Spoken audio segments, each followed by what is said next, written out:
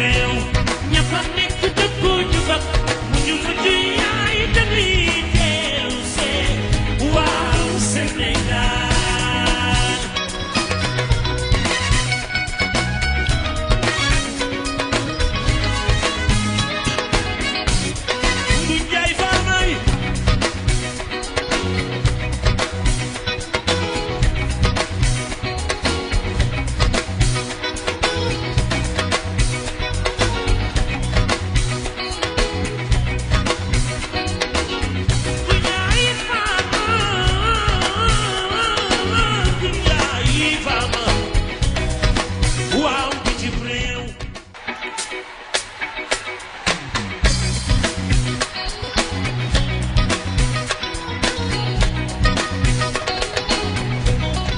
jërëjëf jërë ngeen jëf ci ànd bi ak seen rajo télévision Walfadjri auditeurs yi ak téléspectateurs yi ñu ngi leen di gërëm ni ñu ko baaxoo dibéer bu jot ci waxtu wi di ànd ak yéen ci seen émission Modou Modou sénégalais daani doole xam ngeen at mu yees la ñu daal di dugg gannaaw bi nga xamante ni atum 2010 mi ngi sunu ginnaaw ci wàllu immigration atum 2010 doonoon at moo nga xamante ni coow li bari woon na ci lool ci sunu mbokk Modou yi ku ci nekk itam amoon na benn gis-gis ak benn yëg-yëg boo nga xamante ni amoon na ko ci ni at moomee demee woon ñu bari jàppoon ni at la moo nga xamante ni mitti woon na lool ndax crise bi dafa gënoon a jax ba am na ñooñ njort nañu ni ci atum 2011 bi ñu dugg ngëneel dina ci am donte bu fekkente ni crise bi du jeex à 100% waaye am na woyofal goo nga xamante ni am na dina ci am nday am na yenn ci ay réew Europe yoo nga xamante ni ci tàmbali crise bi ñoom dañu jàppoon ni bu dawee ñaari at kon ci 2011 dina am ak tan goo nga xamante ni dina ci am lum ci mënti doon seen émission Modou Modou sénégalais daani doole ñu ngi leen di ndokkeel di leen ñaanal atum jàmm ni ñu koy faral di waxee ci nasaraan muy bonne et heureuse année doon at moo nga xam ni atum jàmm lay doon atum naataange atum wér-gu-yaram at moo nga xamante ni lépp luñ ci nësër te mu doon suñu njëgilaay. muy parce que bu ñu fàtte rek que ni Sénégal de la diaspora rek Europe la yem lu ko dooree ko Gambie ba États-Unis foo mën a nekk même jafe-jafe la ñuy dund yaakaar naa ni 2010 bi lu leen gën a marqué bokk na ci mbirum Global Voice bi nga xamante ci biir 2010 bi la daanu. tombé crise bi nga xamante ni dafa am muy crise mondiale boo xamante ni tey jii lu waay daan am tey jii xaaj bi ngay am ba pare doole si ñëw coût fii li gën a cher doublé wu am na yoo xamante ne ba triplé wu loolu bokk na lu gën a marqué Sénégalais yi de l'extérieur yi ñu ne dén na aussi mooy mbirum passeport yi dëgg la am na ay jéego yu bëri yoo xamante ni état bi def na ko si mais ba léegi am na dëkk yoo xamante ne ak domaine yoo xamante des na parce que am na yoo xamante ne des fois di nga def ay dëkk ak dëkk jël avion yëpp pour rek mën a am passeport donc consulat dafa des donc mbirum passeport aussi loolu moo ci am mais donte léegi gaawaay moom noté nañ ko bu baax ndax léegi foo defee passeport maximum di nga am 24 heures 48 heures di nga jox sa passeport loolu aussi ñu ngi ciy gërëm nguur gi nga xamante ne ñoo si taxaw ñu ñëw aussi ci mbirum parce que doomu sénégalais boo nekkee bitim réew rek sénégalais yi nekk fi sonn rek automatiquement di nga ko yëg parce que tey jii li doon jar fii tey ñaar fukk dem ba ñeent fukk wala dem ba 400 loolu déjà day affecté aussi Sénégal bi nekk de l'extérieur parce que lu mu doon yónnee aussi dañaan ko li nga daan yónnee du dara donc day góorgóorluwaat yokkat dooleem ak tombé crise bu am fële donc loolu li mën naa wax ni loolu aussi jafe-jafe la loo xamante ne ñi ngi koy dund ñun ak aussi li nga xamante ni mooy marque lu nga xam dafa marque trop muy sans papier yi man du ma jug si di leen xeexal parce que dafa nekk ñoo xamante ni man mën naa wax ni sa réew dañ leen di sàggane parce que réew di nga toll foo xamante ne tey jii Dieydos bu la leer yow say doom yi nekk bitim am nañ problème mais mën nga ñëw sax jël benn avion spécial teg ku bëgg a dem da nga dem am na ñoo xamante ne ñi ngi nekk Europe yàlla xam ne ni bëgg nañoo ñëw mais amuñ sax passe bu leen indi man xam naa si ñu bëri donc loolu laay ñaan état yi nga xamante ne dina mu jàppale leen ko dafa leen loolu nga xamante ne mu nekk rek bi sabilillah même bu fekkee asaka bi ngay génne ci at bi sax mu def ko ñu jéem a recensé rek ñen ñoo bëgg a dem ak ñen ñoo bëgg a toog loolu loolu yaakaar na dina am solo trop ci dundu doomu askan bi. voilà Seydina c'est vrai que ni xaw nga campé décor bi ci yenn ci ay jafe-jafe yoo xamante ni Sénégal yi ne bitim réew ñu ngi ko doon daj mais mu am mbiru oto yi en 2010 bari na lu ñu coow ci problème oto yi rawatina note de service bi nga xamante ni douane génn na ko dina léegi oto bu am moins de 5 ans boo ñëwee dugg ci biir réew mi dañ lay may passe avant 24 heures accompagner la ba port bu Dakar foofu ngay fayee bureau douane bi nekk foofu fa ngay fayee lu ko mooy fa ngay bàyyi oto bi ba keroog ngay am looy fayee am na ñu ne non loolu amul dafa am benn procédure boo nga xamante ni moom ngay jël mu di il faut nga am lu ñuy duppee administration temporaire bu lay mën a may nga dawal oto bi ab diir le temps que ngay dem régler foofu itam coow li bari na fa yow dawal nga oto ñëw dawalaat oto ñëw lan ngañ ci mën a wax. léegi man loolu lu ma si wax dafa leer parce que aussi nit ñi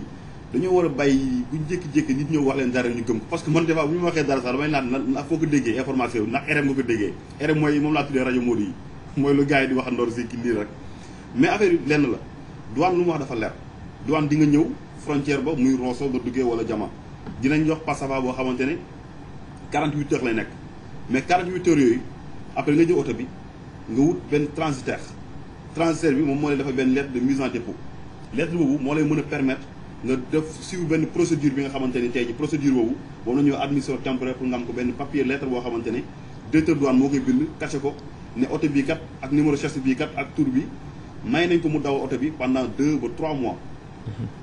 donc léegi loolu diggante boobu papier wu fu ñu la arrêté papier wu ngay wan dinañ la boole carte grise bi ak papier douane bi boobu ngay jël boole ko moom ngay dawalee sa oto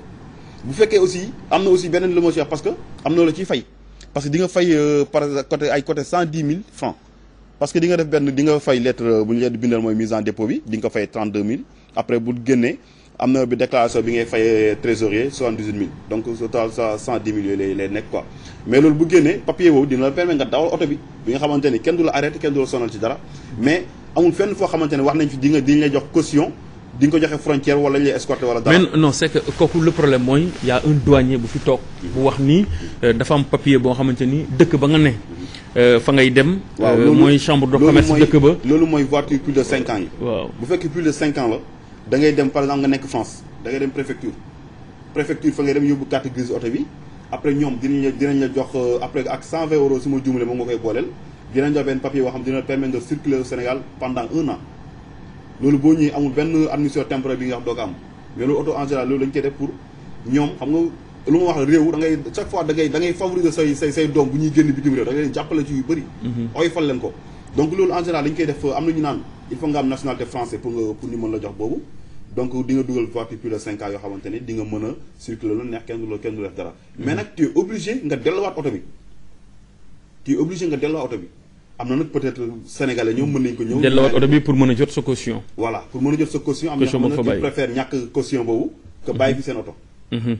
voilà léegi lu jëm ci wàllu investissement 2010 bi itam nemmeeku nañu ni am na ay projets yoo xamante ni taxawal nañu ko fii lu jëm ci FAISE moo ci gën a fës muy fonds d'appui à l'investissement des Sénégalais de l'extérieur fonds bébé itam une trentaine de projets rek lañ ci financé Modou yi nii ñoom gisuñu ci seen bopp ci côté boobu est-ce que dul ni Modou yi ñoom ñoo amul xam-xam bu leen may ñu mën a taxawal ay projet wala boog itam état bi moo amul financement bu doy ba tax Modou yi sawaruñ. xam nga loolu loo gis rek dafa am lu ko waral parce que lii du tayal du gulet daan nañ fi jël envoyé banque Sénégal yëpp yóbbu leen bitim réew ñu def ay salon d'investissement ay salon lu ne mais chaque fois du am suivi c'est que gouvernement Sénégal problème ay mesures d'accompagnement la ñu mënut a jël. parce que aussi di nga jël sa xaalis wala ñuy jël la financé la mais chaque fois dafa am favorise boo xam daa am ñuy favoriser dafa am ñoo xam dañ leen favoriser des fois nañ ñëw wane naa benn carte partenaire tel fi laa bokk ñoom lay jël gën a favoriser parce que man même fonds yi nga wax yëpp rien que pour remercier seen ay militants yi nga xam ne yooyu nekk bitim réew pour yooyu la mais amul benn fonds boo xamante ni tey ji taxawal nañ ko fi di ki ñëw indi sa projet wala dara bénéficier wu si boo amee tamit bëriwul parce que gis nañ fii plan REVA gars yi na ay retour yëpp ay pour immigré la mais après fu muy mujj fenn amuñu suivi dama yaakaar ne ay projet wala ay plan boo koy wut il faut nga def benn étude bu ci war il faut nga fay ay ingénieur ay technicien ñu defal la ñu catégoriser la immigré yi parce que dafa bëri ay bëri nañ mais dafa am ay catégorie am na ñoo xamante ne tey jii jàng nañ yàlla may leen ay diplôme yoo xamante ne tey jii dañuy ñëw fii Sénégal mënuñoo am liggéey mais am naa koo xamante ne tey ingénieur en agriculture amul loo xamante ne xamu ko ci fay tey ñu mel noonu tey boo leen jëlee di leen bàyyi ñuy chemin wala ñu nekk si yeneen ak yeneen yooyu pertement la nañ jël affaire yi xool par diplôme ñu catégoriser nit ñi nga xam ne dañoo jàngi ba ñëw ñu jël leen recaser leen facilement parce que aussi Sénégal loolu moo koy développé parce que man mënuma comprendre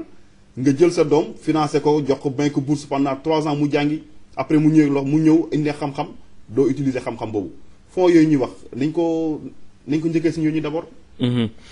voilà léegi Seydina ci 2010 dafa am benn fait boo nga xamante ni dafa marqué Modou yu bëri donte Modou sax ñuy wax naan gisuñu ci seen bopp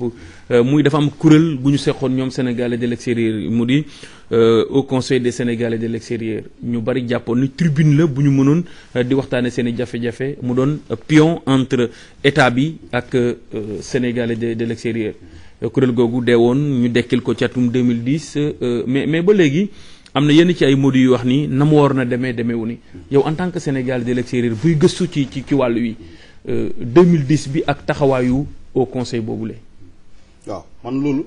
d'abord man loolu dama ko reconnaître wul bëri naa aussi ay morom yi nga xamante ne reconnaître wuñ ko parce que xamuñu ko conseil des Sénégalais de l'extérieur la dañoo ñëw amoon na fi parti social jamonoy socialiste ni ñu ko doxale woon ni ko socialiste yi doxale woon gisoon nañ ko ñëw nañ jël ay militants socialistes jël leen boole leen si benn kuréel créer loolu rien que rek pour mën a sax foo ma dama naa ay buntu la boo xamante ne pour lekk ay xaalis la Sadi Ndiaye aussi le ministre ba mu ñëwee créé na ko indi ko mais yëfu yaa ma neex la parce que man mënu ma comprendre li nga xam association des Sénégalais de l'extérieur de New York ak association des Sénégalais yi nga xamante ne di Barcelone association yi gën a mag ci àdduna bi consulté yëguñu ko kenn xamul leen télé bi lañ ko tay inauguré monument de la renaissance africaine ci lañ gisee ni affaire taxawal nañ ko mais amul kenn koo xamante ni yëg na ko moo tax man lu ma bëggoon mooy nga ma seq ak débat ki nga xamante ni moom moo jiite conseil des Sénégalais de l'extérieur man dama ko ñaan mu defal ma bilan mënu la defal bilan keroog ba ñu jigee si inauguration monument de la renaissance juróowu la foofu juróowu la kuréel fa la yam leer na ma ba leer amul réunion yoo xam ñu ngi koy def wala ñu ngi toog di waxtaane problème mu Sénégalais de l'extérieur amul nañ ñu defal bilan parce que man dama jàpp ni man yenn yi dañ ma base wax yenn yi yabaate la parce que boo ñëwee xam problème mu Sénégal de l'extérieur nga di bind yëpp si ay texte parce que man dama xoolee texte yi dama ne mais lii de vraiment lii baax na bu fekkee lii lu sotti la baax na mais ñëw nga xam ñi seen jàngoro yi ba pare jël ko di ko politiquer wala di ko jël ko ranger ko si tiroir yi man loolu dama yaakaar loolu joxuñu suñu gëdd. voilà 88 600 reconnaître ma ko man. voilà 88 628 99 99 4 88 628 99 99 4 El Hadj ak Hubert ak Aïssatou bu dee am na ku nekk ci ligne bi ñu jël ko mu mën a joxe xalaatam laata ñuy gën a juux ci waxtaan wi 2010 bi itam Seydina nemmeeku nañu ni am na ay changement de loi yoo nga xamante ne am na ci wàllu immigration un peu partout en Europe bu ñu xoolee France par exemple ministre bi te wàllu immigration dafa wax ni ñoom dañuy def seen kéemtalaay kattan ba clandestin yi wàññeeku ba joxoon na ndigal ñi nga xamante ni ñoo di préfet yi ak ñi nekk ci questura yi ñu fexe ba li ñuy joxe ay papier d'hébergement ay certificat d'hébergement ñu gën ko wàññi borom visa court séjour yi ñu bañati di leen jox ay certificat d'hébergement. waaw lu ma wax rek France moom heure bu ñu xëyee rek heure bu ñu tëddee rek muy Sarkozy ak ministre am heure bu ñu tëddee ñu ngi xool naka la ñu mën a arrêter immigration alors que loolu fa lañ ko fekk ala kulli aan mënu fa jóge même Sarkozy doomu immigré la donc loolu mënu fa jóge lu ñu bëgg mooy loolu peut-être dañ ko wax mais gëmu ni dinañ ko def mënul nekk parce que immigration fi lañ ko fekk fi lañ koy bàyyi doomu Sénégal ak France man mën naa wax ni tey même bu du Sénégal parce que Mali aussi bëri nañ fa mais loolu pour man loolu français dañ koy wax mais du loo xamante ni pexe buy mën a nekk wala luy mën a kii mais il faut que aussi africains yi jël ay mesures yoo xamante ni comme ni nga ko waxee sànq ci introduction maa ngi dégg ngay wax Sénégal xam naa du ñàkk dina ci ñëw deuxième partie bi il faut ñu jël aussi ay mesures yoo xam ne ñun aussi soxla nañu dañ leen soxla affaire de état la ku nekk day soxla sa morom voilà ñu jël keneen ci ligne bi 88 128 99 99 4 salaamaaleykum allo. Ndiaye Dos na nga def. maa ngi sant alhamdulilah. man la Moustapha Cissé Lo. waaw Moustapha Cissé waaw. na nga def Moustapha Cissé Lo député. waaw Moustapha Cissé Lo APR. maa ngi lay nuyu bu baax a baax di la ziare. waaw. di ziare sa invité boobu toog. di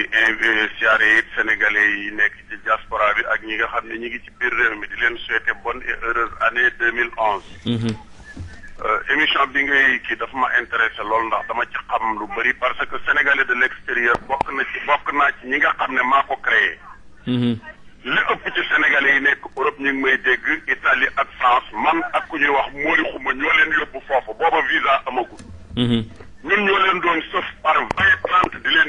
Italie ak France ak Amérique. tey nag gouvernement bi moom dafa yàpp nit ñi ndax yëpp gi mooy fekk comme ni mu ko waxee loo xam ne parti socialiste da koo def ba ñu sanctionné ko ndax doon tànn ay nit ñoo xam ne socialiste la ñu créé ab kuréel pour ñuy wax ci seen intérêt ñu leen di joxe intérêt ñu sanctionné leen ñu ñëw defaat lu yées loolu. kuréel googu ñu créé ci tàppale lañ ko créé wuñ ko ci dëgg ndax ñañu jël def leen ci kuréel gi représenté wuñu dara xamuñu tawatu sénégalais de l'extérieur yi.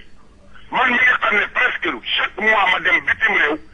Italie ren def naa fa 2 mois def naa fa 17 localités dem naa ci gox yoo xam ne nee nañ ma ko ambassadeur mosu faa taxaw consul mosu faa taxaw ministre bi mosu faa taxaw PDS ci boppam même amu fa ku leen représenté kon ça veut dire que gouvernement bi amul politique bu immigration amu ko toppatoo wuñ leen sax ndax amul lenn loo xam ne ñu soxla na ak immigré mu jëm liggéeykat yi fa nekk nan la ñuy def ba tey bu ñu retraité ñu mën a jot seen xaalis maa bu ñu ñibbisee nañ leen di insérer dans la vie économique sociale wala nan la ñuy jëlee en charge bu ñu leen di daan ak di leen sonal ci réew ma ci loo xam ne teewul ak droit de l'homme kon ça veut dire que gouvernement bi fi ne muy gouvernement Ablaye Wade dafa échoué ni mu échoué sur le plan de l'énergie échoué ko sur le plan de l'agriculture dégg naa Ablaye Wade di wax naan 2,6 millions tonnes céréales ñor na yooyu caaxaan la. voilà mais Moustapha Cissé Lo waaw Moustapha Cissé Lo est-ce que nekkul yéen politiciens yi ngeen doon di dem bitim réew war a waxtaan ak sénégalais yi lu leen jëmale kanam lu mën a tax ñu xam charte réew yooyu ñu ne ngeen waroon def mais politique yi ngeen doon est-ce que du politique bi ngeen jiital ba loolee moo xajamal nekk nu Moodu yi ndax ku ca dem léeg nga wax njariñu Moodu mais sa njariñu parti ngay wax est-ce que quelque part yéen politiciens yi amu leen ci part de responsabilité. responsabilité mais dama d'accordul ak nit ñi démb déglu naa Cheikh Tidiane Diadio ci waxtaanam j'ai bien apprécié politicien lu baax moom la lu bon moom la mais benn réew bu ñu mën a doxal war koo développer te politicien defu ci loxoom maanaam koo xam ne day def activisme politique ndax politique ñëpp a koy def kooku nga toogal politicien la ndax politique mooy nga fexe ba sa environnement baax environnement société bi baax ñëpp politicien lañu yow nii ngay doxale politique la bu ma rafetlu ndax di dox di dem fenn fu ne di seet tawati nit ñi di ko jàllale mais politicien kon ñun ñëpp la sëriñ si ay politicien lañu donc amul ku nekkul politicien dégg naa léegi la ñu naan société civile d'accorduma ci ak mouvement citoyen yi ñuy wax ñooñu ñooy premier politicien ndax bu dee yow da ngaa bëgg jiitu nit ñi di leen waxal di leen défendre di faj say aajo yi nit ñi politicien nga ak forme boo ko jëlee. léegi nag waaye ci biir politiciens yi buñ nee ñëpp comme ni Thierno Lo waxoon ñoo yem mbaa ñëpp baaxuñu ñëpp dara ñuru leen man boo bëggoon dem ci Ablaye Wade léegi mu jox ma ay millions yu voilà jox ma ay intérêt mais voilà doo ko def parce que réew mi dañoo sonn. Moustapha ñu ngi lay gërëm di la sant mu nekkoon Moustapha Cissé Lo nekk politicien nekk ci APR doon indi xalaatam ci mbiru sénégalais de l'extérieur 88 628 99 99 4 88 628 99 99 4 ñuy ànd ak yéen ci seen émission Modou Modou sénégalais daani doole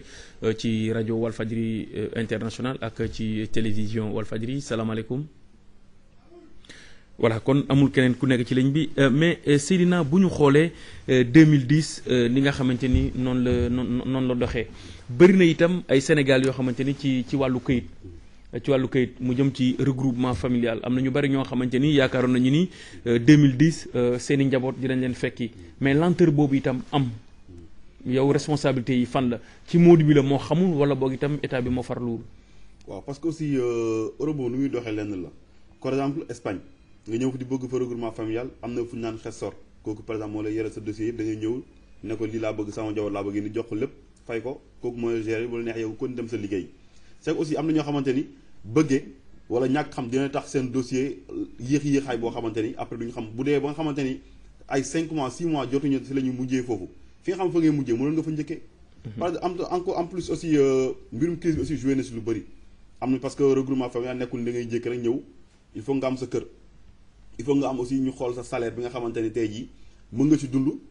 fay sa kër fay sa dundal sa njaboot yëpp aussi ay yi nga xam dañ koy xool avant ñu la accepter la parce que des fois boo defee regroupement famille wala ngay def wala précomptant yooyu yëpp du ñàkk dañu envoyé benn inspecteur mu ñëw xool état kër gi ndax gaz yi baax na courant bi yëpp normal na ñu xool say salaire voilà sa bulletin salaire am na ku nekk ci ligne bi Seydina ñu jël ko salaamaaleykum. waaleykum salaam wa rahmatullah. voilà sëñ bi noo tudd ak feewote. Cheikh Ndiaye laa tudd nekk ci Parcelles. waaw maa ngi leen di nuyu di leen siyaare ci at mu bees mi at mi tam yàlla na yàlla dogal mu beesal suñu gëm yàlla ak suñu limaan li nga xam ni tam mooy suma wax ci mbir mi moo di ku dëkk ci dëkk yow am na loola war premièrement li may jëkk a wax moo di li waa ji wax ci affaire politique parce que xam nga dafa am benn affaire boo xam ne nii dafa am sallallahu alayhi wa sallam dafa wax ne man lam yaxtamma bi umurul muslimina fa laysa minhum képp koo xam ne yitte woowul mbirum julli bi bokkoo si ñun kon politique sëriñ sëñ ñëpp dañ ci bokk parce que li nga xam ne mooy problème boo xam ne sénégalais yëpp dañ ko am ku ci nekk te nga nekk benn sénégalais war na nekk sa yitte war nekk sa soxla parce que actuellement boo dee xool pour dugg ci loolu sax taxuñoo jóg mais dëkk bi nit ñi sonn nañu pour affaire mbokk moomu toog nekk France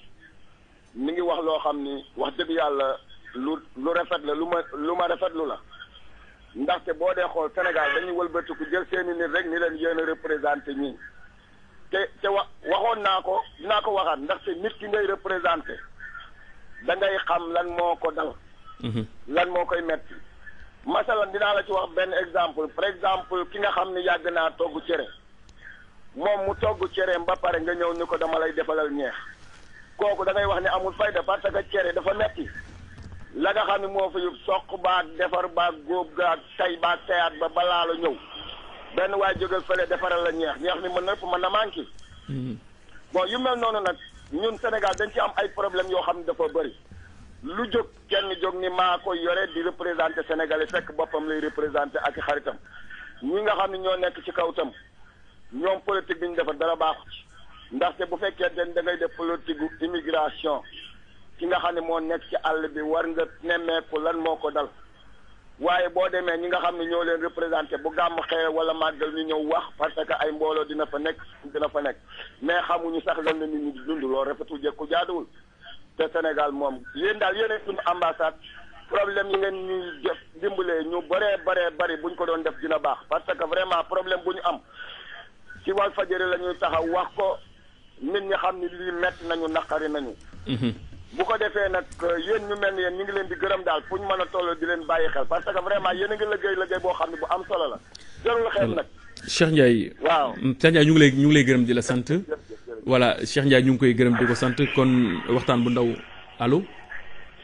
allo oui salaamaaleykum maaleykum salaam ñu ngi sant bu baax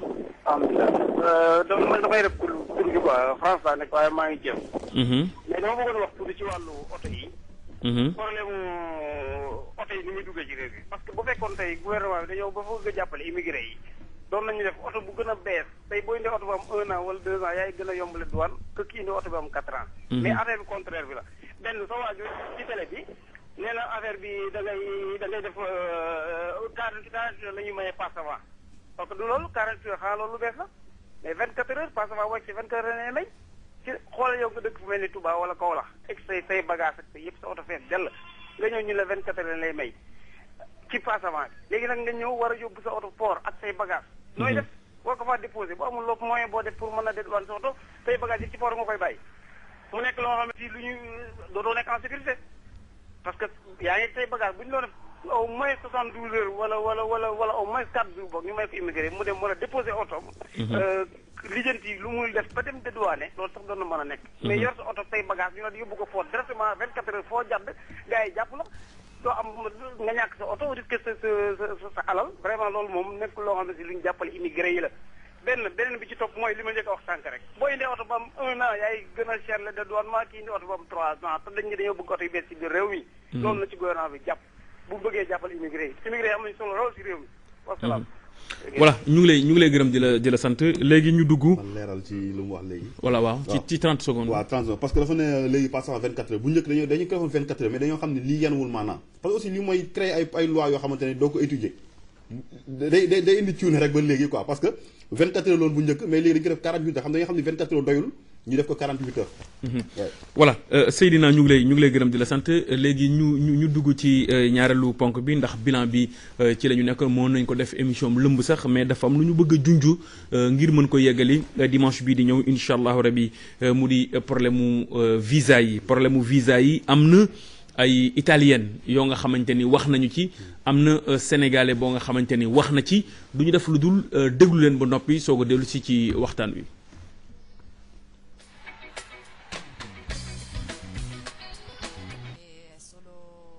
Anno che vengo in Senegal, per cui forse esprimere dei giudizi per me è un po' prematuro. Penso che il Senegal, prima di occuparsi del problema del visto, debba preoccuparsi dei problemi della corruzione, perché sembra che qua in Senegal, per tutto quello che riguarda la burocrazia, si passa attraverso la corruzione. Quindi ho paura che questa decisione possa andare, come dire, a incrementare la corruzione. Capisco che il problema del Toubab in Senegal è un problema controverso e soprattutto il problema degli europei che portano i soldi in Senegal e poi li riportano fuori dal Senegal è un problema. Però penso che ci siano problemi più importanti e più fondamentali di questo da risolvere prima di questo. Il problema qual è? Che se l'europeo ha bisogno del visa per entrare in Senegal, ma il Senegal è un paese dove la corruzione dilaga e per ottenere il visto ti basta pagare, e allora non serve a niente. Allora penso che il problema dell'immigrazione è un problema che riguarda sempre due paesi e due culture. E penso che innanzitutto il problema dell'immigrazione riguarda quella che in Italia chiamiamo manodopera clandestina, lavoro a basso costo. L'Europa ha bisogno di immigrati non regolarizzati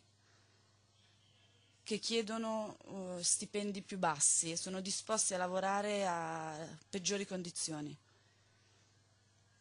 E per creare una legittimazione culturale, diciamo, in Italia e in Europa c'è la convinzione che chi arriva dall'Africa in Europa arriva perché in Africa non può sopravvivere, perché in Africa manca il cibo, perché in Africa manca l'acqua, e questo non è vero. Chi arriva dall'Africa arriva, come dire, spinto anche da altre ragioni. Allo stesso modo però c'è un problema qui in Senegal, perché tutte le persone che non riescono a emigrare e rimangono in Senegal non riescono ad avere un'idea precisa della vita che gli immigrati portano avanti nei paesi dove emigrano. Si pensa che chi emigra riesca a trovare grandi ricchezze e questo non è vero, perlomeno non è sempre vero, quasi mai è vero. E diciamo che questa doppia legittimazione proprio culturale, queste due credenze culturali disegnano proprio un percorso migratorio, per cui chi arriva in Europa è, anche se non viene regolarizzato, viene comunque accolto come qualcuno che ha bisogno per sopravvivere, e non è vero, e quindi disposto anche a lavorare e a essere pagato pochissimo a condizioni infime, no? E qua invece si giustifica il fatto che la gente se ne vada perché si pensa che in Europa si trovano grandi ricchezze, e questo non è vero, ma questa doppia credenza culturale permette proprio a livello sociale e culturale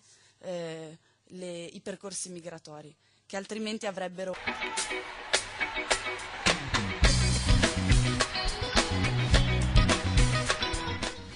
donc mu nekk benn italienne boo xamante ni mi ngi Sénégal doon wax ci mbiru visa yooyu le maanaam réciprocité bi nga xamante ni moom la fi nguur gi bëgg a def moom gis na ni loolu bu fekkente ni am na africain bi moom moo ciy loru ndax européen bi ñëw di nemmeeku réewu Afrique yi bu ñu ñëw dañuy indaale dara bu ñu ñëwee dañu ko fi bàyyi te gis nañu wàllu corruption li nga xamante ni noonu la doxee nee na corruption boobee ku ne xam na ni ñu bari ci réew yi Afrique yi dañ koy jëfee même réew Europe yi sax am na ñu ko fay jëfee ndax dañuy gis ñoo xamante ni dañuy war a dem Europe mais dañuy fay ay 4 millions ay 5 millions ngir mën a am visa dem su fekkente ni réciprocité boobee am na bu ñu moytul itam effet contraire bi dina am bi maanaam di nga gis kon ay européens yoo xamante ni dañuy bëgg a ñëw te su boobaa mën na am ay mbuxum yoo xamante ni daf ciy am nee na loolu daal ñoom bu ñu sañoon ni mu demee nii ñu bàyyi ko noonu ndax ci ay domaines yu bari ñoom européens yi dañ ciy ñëw dimbali ci Sénégal yi comme par exemple moom mu ne ci ab rajo communautaire bu nekk Milan fa la ne fa lay liggéey mais rajo boobee aussi itam am na ndimbal loo xamante ni mi ngi koy indil yenn ci ay kuréel yu nekk fii ci Sénégal gannaaw reportage yi nga xamante ni ñu ngi koy def ngir bu ñu demee aussi ñii di Sénégal yi ak italiens yi mën ci jariñu mais Seydina visa yi nga xamante ni bon projet la bu président wax ci conseil des ministres ndax yoon la occidentaux bi buy dugg Afrique wala Sénégal day dugg nu ko neexee mais sénégalais bi bu waree dem Europe c'est la croix et la bannière. voilà comme li nga wax rek déjà wax bi yëpp wax nga ko man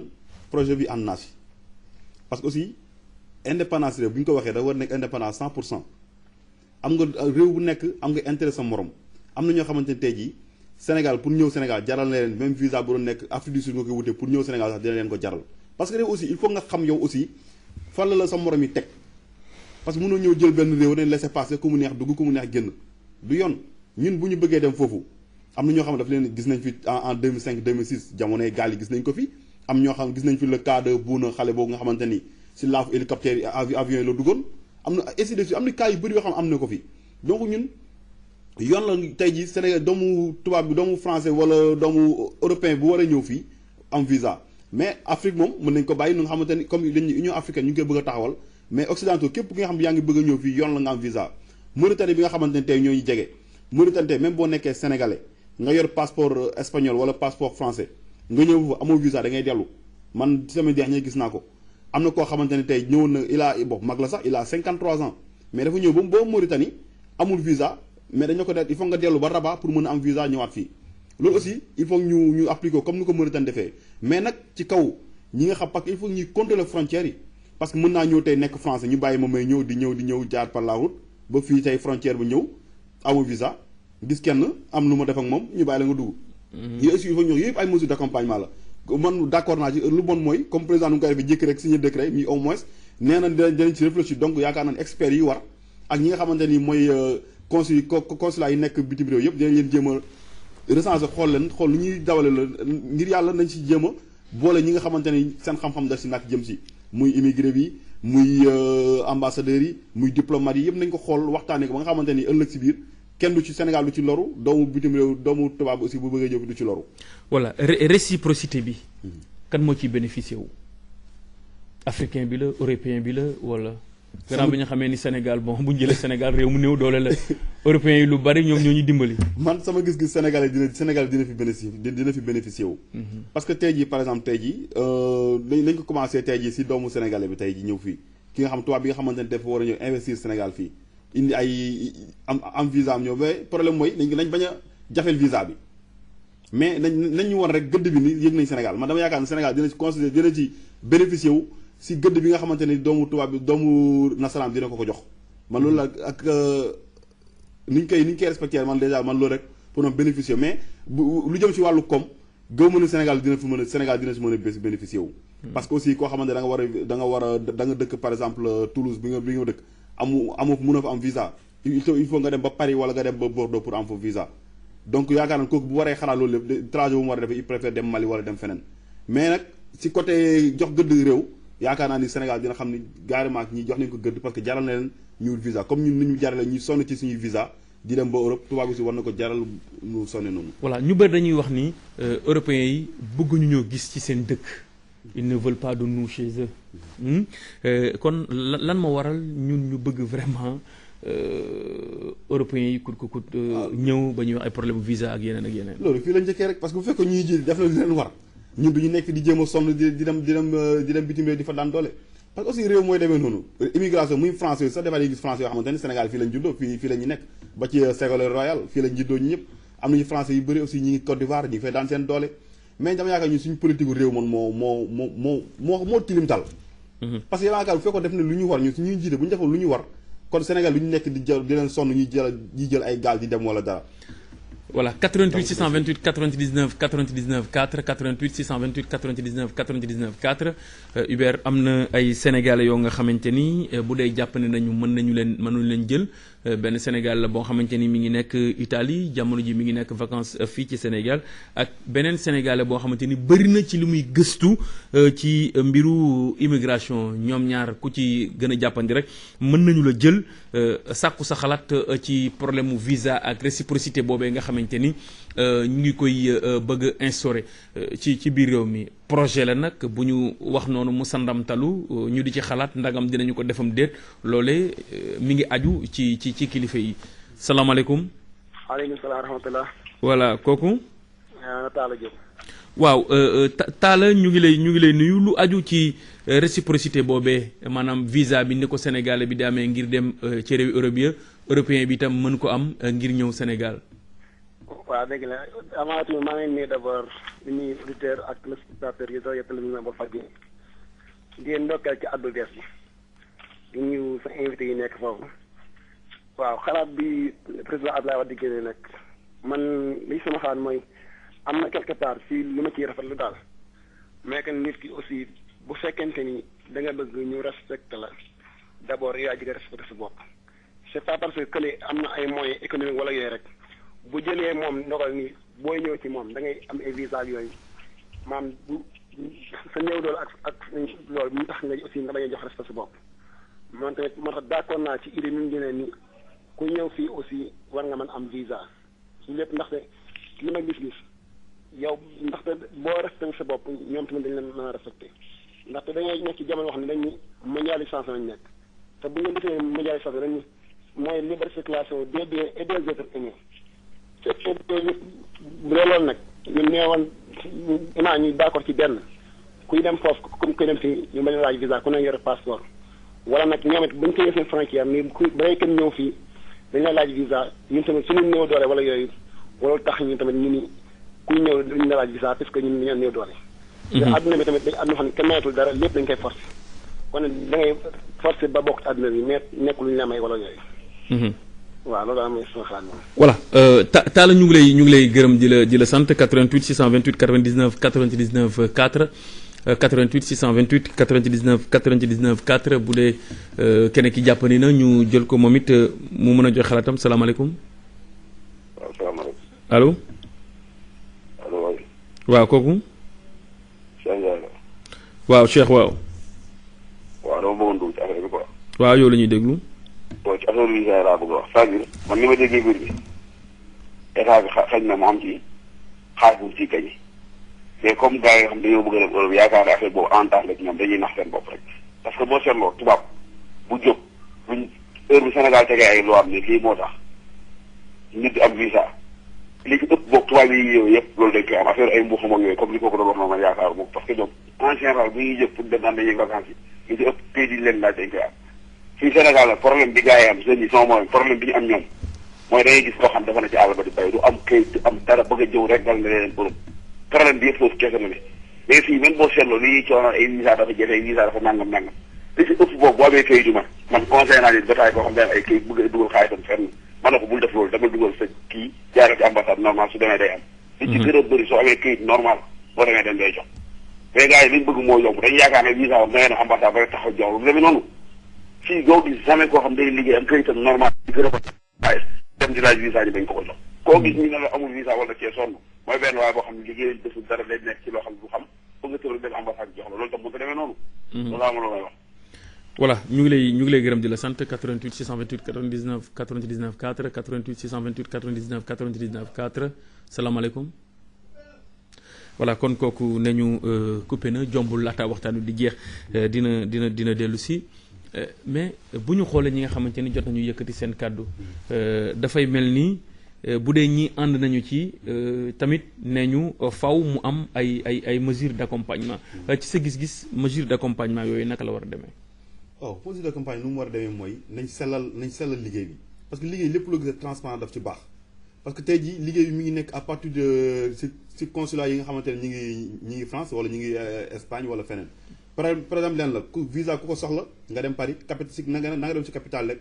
bon boo demee si capitale par exemple loolu au moins nga am fa sa ñu jël lépp def ko ci internet bi ne papier document bi nga waru ni nga waru jéem a sécuriser frontière muy Rosso ak Diama parce que aussi mën naa ñëw ànd ak sama benn xarit tubaab mu yor passeport français Rosso da ngay wàcc rek dox sa tànk dem sa yoon amul benn contrôle donc il faut ñu yëpp ñu jéem nga xool ni ñu koy xoolee parce que il faut nga sécuriser sa frontière. mais est-ce que loolu du nekk beneen liggéey buy ñëw di dolliku ci consulat yi wala ambassade yi. gis nañu ni Sénégal yu bari dañuy jooy naan liggéey bi dafay yeex foofu. buñ ci yokkee loolu est-ce que du gën a taral liggéey bi yokk personnel bi rek parce que aussi xaalis yi nga jël di ko def feneen di ko tasaree feneen xañ na si biir consulat ñu yokk ko fa. voilà ñu jël kenn ci ligne bi salaamaaleykum. voilà kon kooku itam coupé na. comme lu ma wax léegi man xaalis yi nga xam ne ñu ngi koy jël di ko def si ay puukare xañ na tey mën na yokk mën na améliorer personnel bi nga xamante ne ñoo nekk si biir ambassade yi wala yooyu. parce que aussi loolu mooy yoon dina yokk liggéey mais nag mënu si dara obligé Sénégal xam ni au moins war nañ ko jox benn cër considération bi nga xamante ni war na ko am au niveau de l'extérieur parce que aussi dañoo sonn. réew nekku ni da nga tuuti wala amoo dara wala rek ku nekk war na mën a jaar sa kaw. nañ ñëw wut benn mais yëpp ci kaw transparence nañ jël yëpp ne document bi ngay wut def ko yëpp si internet bi parce que am na site Sénégal boo xam information boo bëgg fa nga koy amee ñeen ñëm def yëpp fa nit ki nag ku am loolu lépp tu es obligé ñu jox la sa visa en plus aussi ñu xool même bu jaree aussi casier judiciaire parce que tubaab yi nga xam ne ñuy def ay tooxi doon di da làq France dafa bëri yëpp il faut ñu xool ko. voilà Seydina ñu ngi lay gërëm di la sant je pense que ni fileek ay fan yu néew jombul dinañu àndaat ak yow ci waxtaan wi et je pense que ni lu jëm ci mbiru visa yooyu itam sàkku nañ ci xalaatu immigré yi mais itam waa ministère des Sénégalais de l'extérieur ministère des affaires étrangères itam dinañu sàkku ci seen i ndaw ku ci mel ni Mamadou Ndiaye sama turandoo nekk secrétaire général bu ministère des affaires étrangères incha allah dinañ jéem a jokkoo ak moom xam ndagam dina mën a ñëw teew ci waxtaan wi ànd ci ak ñun ñu gën ko xóotal ñu gën ko xóotal naka noonu itam jombul itam Sénégal ya nekk ca Allemagne dinañu sàkku seen xalaat parce que Allemagne itam suma juumu dafa guñu fa waxtaan mën nañu fa dem comme mën nañu waxtaan ak Sénégalais yoo xamante ni ña nga fa ngir xamit Sénégalais ya nekk Allemagne naka la ñuy dundee yan jafe-jafe la ñuy am en tant que Sénégalais de l'extérieur Seydina 2011 naka la war a demee ci 30 secondes parce que ñu ngi may xamal ni waxtu bi xabaabal nañ ci. 2011 xanaa ñu rafet jot rek. ñu naan ren bu naree ñaaw déwén bu naree ñaaw mel ni ren. 2011 bu naree ñaaw nañ ñaan yàlla mel ni 2010. mais 2010 tar na de. tar na mais ni ñuy def 2011 bu ko naree gën a yées kay nañ ñaan yàlla def ko 2010 rek. ma bëggoon aussi lancer benn appel comme tey ku ne xam ne aussi am na benn événement bu fi am di ñaan aussi